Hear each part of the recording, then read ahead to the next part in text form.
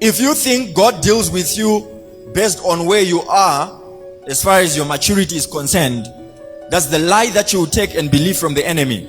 And the enemy will, like what Bishop Sam said, he has taken you to his home ground and he can deal with you effectively there. Stop looking at people. That's why I always say Google has given us problems. Every time there's something, you go to Google, you want to hear about other people. Now, by the time you want to go to God, you already have concluded. Because you see, the first thing that the devil will do if he is to deal with you effectively is to show you the very same people, the people in the same church who have the same problem. It says that one and that one and that one. Okay? If you believe in God for finances, he says, start with the pastor. But does the pastor have a lot of money? He says, no, the pastor, I think he doesn't have a lot of money, and that one and that one. Then he says, so we are the same. You see why the whole house of Israel, they did not have one person delivered? Because they were measuring themselves against themselves. And as a result, they limited the Holy One of Israel. You see, this book has, the reason why we preach this is because the book has the power to change our lives, all of us included. I always say to people, I don't preach what I have conquered. I preach what is in the Bible. How can I limit my preaching to my battles? There's an American preacher, Dr. Hilliard. He started preaching the prosperity of God when he had this Skoro car that needed a push start. And people say to him, why do you preach prosperity and look at you, you're poor, you don't have anything?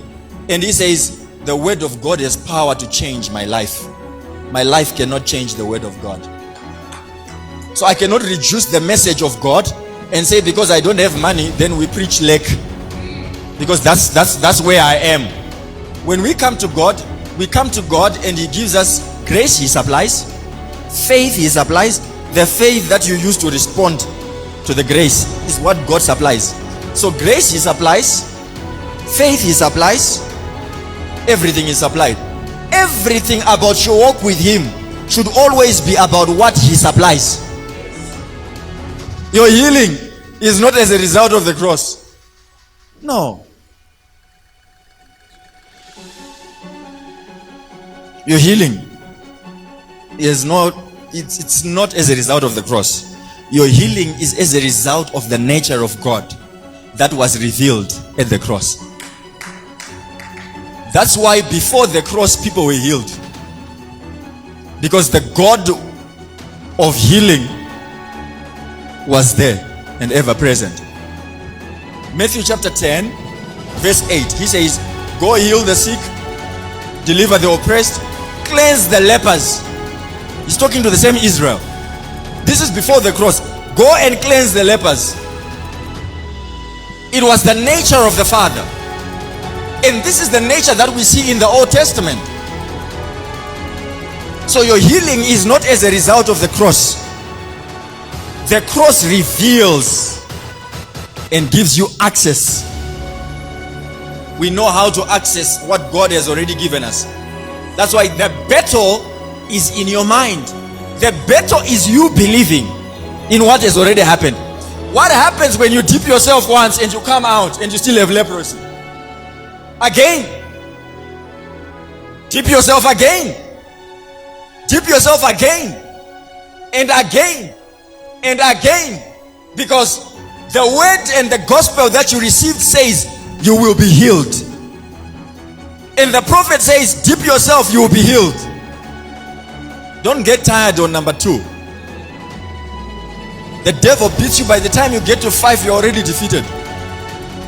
You have already concluded that, no, I better go to the other rivers, they are better.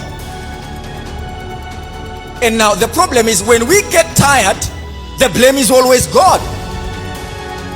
So healing is our portion. It is what God has given us. It is what we have in our spirits. It is a done deal.